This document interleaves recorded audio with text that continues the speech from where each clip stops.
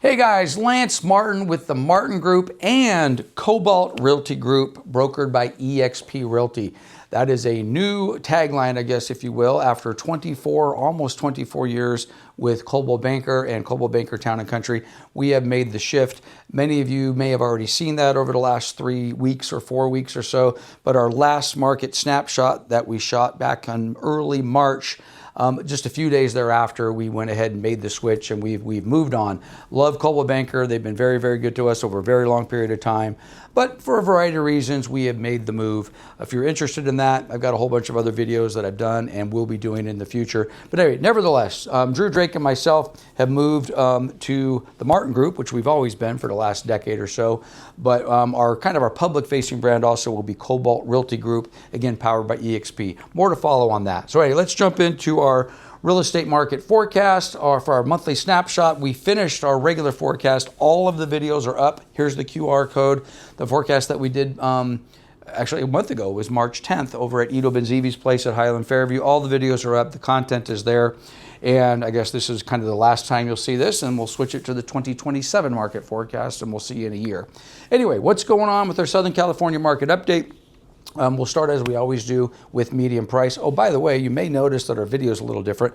Well, not only do we have a new company, we're shooting in a new studio. So if the lighting's not exactly right and the sound's not exactly right, bear with us. We're figuring this out. But anyway, we're super excited. Not only to a new company, we've got a new studio. We don't have the jump cuts quite in, so we're not maybe as fancy as we were in Adam's studio, but we're working on it. So bear with us over the next month or two, and you'll see us do great things. And by the way, is this gigantic 100-inch television awesome? I just picked that up. So at any rate, let's jump in. So here's our median price. If you look at the 4 counties, median price basically month over month. And I lost my click into button, so even though it's not on the video, by the time I post this, by the way, today is April 9th. I will post this on April 10th, which will be Friday. I'll go ahead and I'll put the button up here so you can click into these 15 years worth of data. But month over month, if you go to all 3 of these month over month, all 4 of them, 3 of the 4 counties were up. However, San Bernardino County down at the bottom was down ever so slightly month over month. But the next chart gives us year over year numbers. So bottom line, year over year, 3 of the 4 counties were down, but almost insignificant. I mean, down a point, down 1.8. Riverside County was actually got the gold star for the month. They were up 1.4%. But the year over year numbers are basically flat. So don't get upset when you see the red arrows. They're nominal, basically insignificant. Similar numbers to what we saw last month. But this is stable. This is what we're looking for. Nice, stable, flat pricing. So anyway, nothing to worry about here. New listings. These are listings that came on the market in the month of March. Again, it's hard to see, but you can click into it. All of the 4 counties had new listings increase in the month of March. That's what we would expect. We generally see new listings come up. We've seen new listings come up. That's awesome. If you again want to click into 15 years worth of data, you can kind of follow the EKG and where we are as far as these listing inventories. But new listings were up. Having said that, they're down year over year.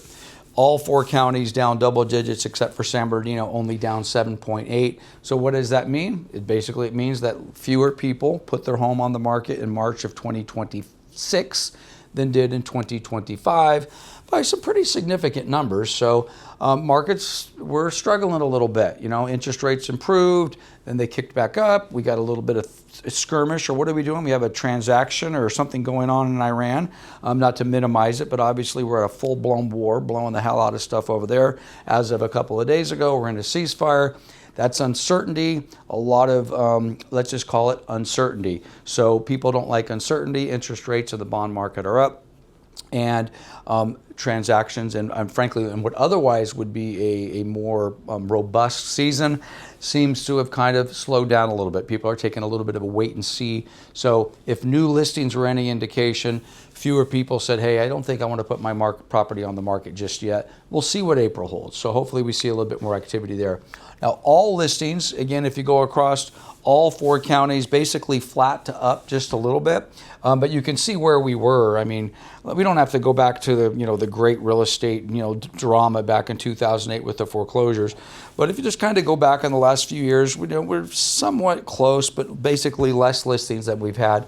These are all listings on the market. The prior chart was new listings for the month of March.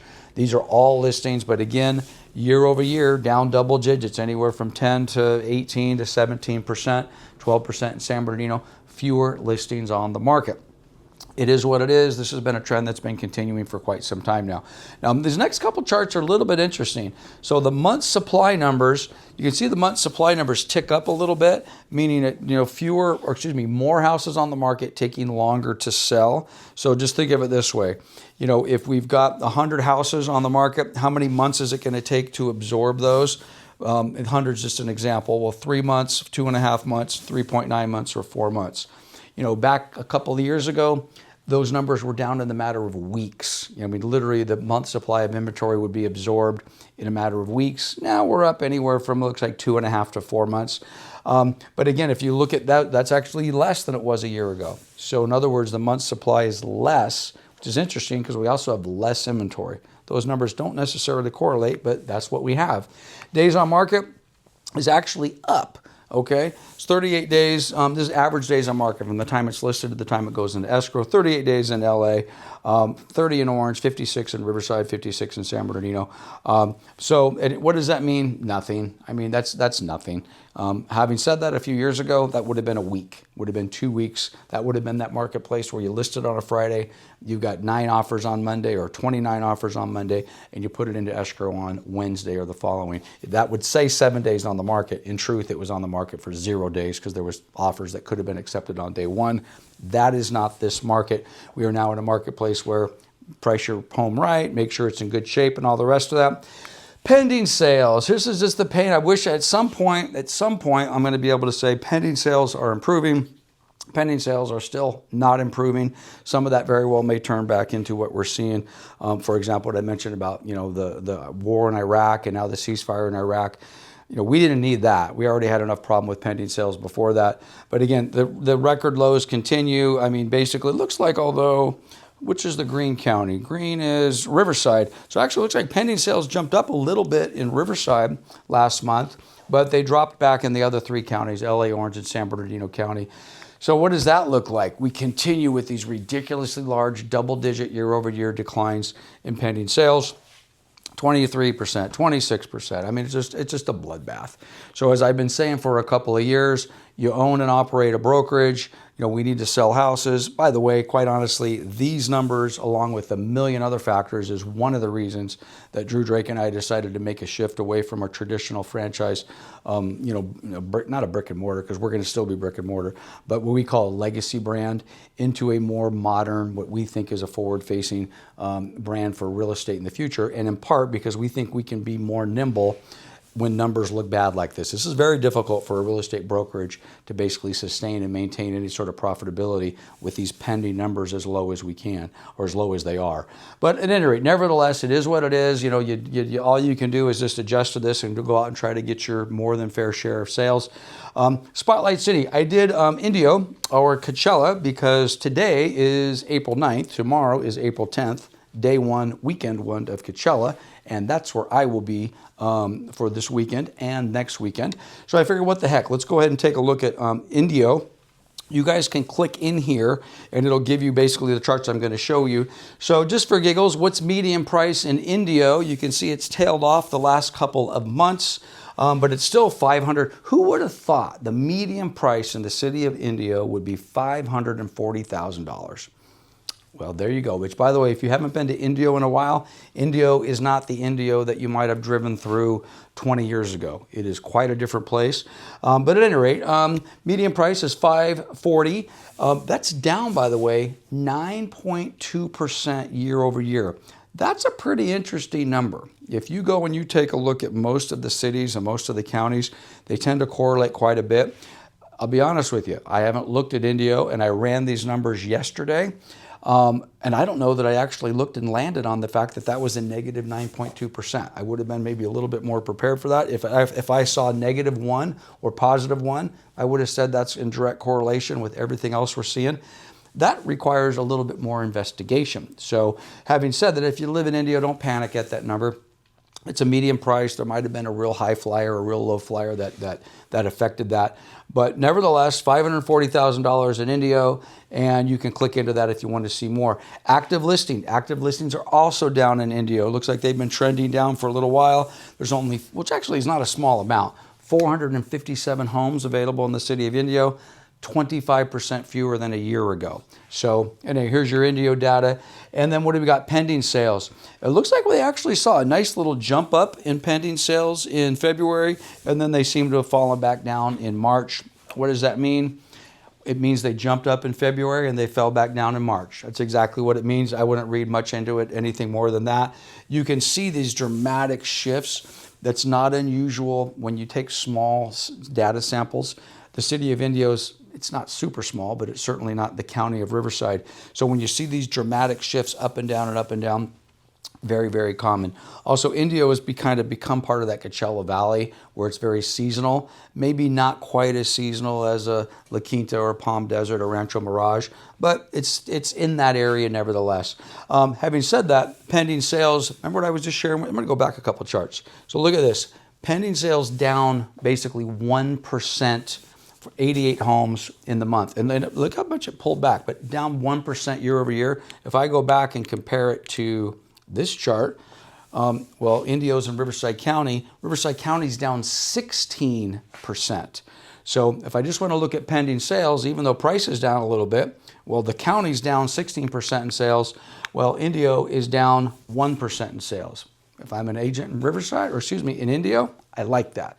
So at any rate, a little choppy, but that's what's going on in Indio. So anyway, if you're in the area, I'll see you at Coachella this weekend. Interest rates. What's going on in interest rates? Okay, we were doing pretty good right before the last month's snapshot, and we were down in basically at 6, even in the 5s. And of course, again, for the third time, we've got this war going on and now the ceasefire in Iran. We don't like that. Bond market doesn't like it. Interest rates don't like it. Stock market, it seems not to mind too much. I think we've had some pretty good days. But at any rate, we're back up at the 4.5s, 10-year bonds at 4.3. It is what it is. Below 7, I'm happy. Below 6, I'm happy. I was a hell of a lot happier at 6%. Excuse me, below 6.5, I'm happy. I'm very happy below 6. So here we are, 6.5. It is what it is. By the way, can you get an interest rate below 5%? Yes. Excuse me, below 6%? Yes, you can. FHAs, VAs, large down payment conventionals, you can probably get somewhere in that in that sub 6%, high 5s. And frankly, can you get an interest rate below 5? Sure. You got to pay some points, pay some buy downs, so those are there as well. But anyway, that's where we at with the 10-year bond. What's my forecast? Unchanged. I basically, price is flat, inventory flat, sales volume. I think I said last month I'm going to change this. In another month or so, I very well may change my sales volume forecast to negative. So everything else is basically flat. National Association of Realtors, I should have put a chart up on this, but National Association of Realtors is revising downward its sales volume. This is that pending sales that we talk about. Sales volume, buyers and sellers coming together and closing transactions. They had actually had a fairly robust and positive forecast for 2026. I think their number was 15% more sales. They're revising it downward. I don't know what they're revising it downward to. Since this is April and this is the sales season and we're not actually selling a lot of houses, it just feels like we're going to potentially have to revise that number downward. I am hopeful, however, that if we do come out of the Iran war in a positive fashion in the next 30 days, that maybe that sales season will be extended a little bit longer, May, June, July, God forbid. But anyway, a fairly boring, flat market all the way around. Unfortunately, I wish I could say we'd see more sales. I just don't necessarily see that coming. So again, our forecast is over, as I mentioned before. I guess this is a nice opportunity since I got these big fat logos up here. Again, we are now with eXp Realty. We are Cobalt Realty Group. Drew, Drake, and Lance are the Martin Group. By the way, we list houses, we sell houses, we want your business. All of our brick and mortar offices are remaining open. None of that's changing, and quite honestly, we're looking to grow and expand into other marketplaces, which is one of the reasons we've made the change that we've made. We've been a little stagnant in our ability to grow and expand our office. and recruit agents and move into other marketplaces. And we believe EXP is going to help us do that. And we know EXP is going to help us do that. Not only into other markets in Southern California, we fully intend to see us in other states. We have opportunities to do business in Nevada and Georgia and Tennessee and other parts of the country. And we will be doing that. So stay tuned. We are going to do our real estate and politics events. I don't have the exact date, but it's going to be after the primaries in June, the June primaries. So keep an eye out for that. We're also doing our monthly landlord-tenant update with Cobalt Property Management. So keep an eye out for our April snapshot. I don't know if we're calling it a snapshot or not, but our landlord-tenant update on the property management side. And again, we started a new series also because we do homeowners association management. We added 12 or 13 brand new associations to our inventory in 2025. And our goal is to add another 10 or 15 in 2026. So we're doing a completely separate homeowners association update. We're going to do this on a monthly basis. So if you have any interest in that, keep an eye out. There is the same QR code. Thank you for watching. We'll see you in May, or maybe I'll see you in Coachella.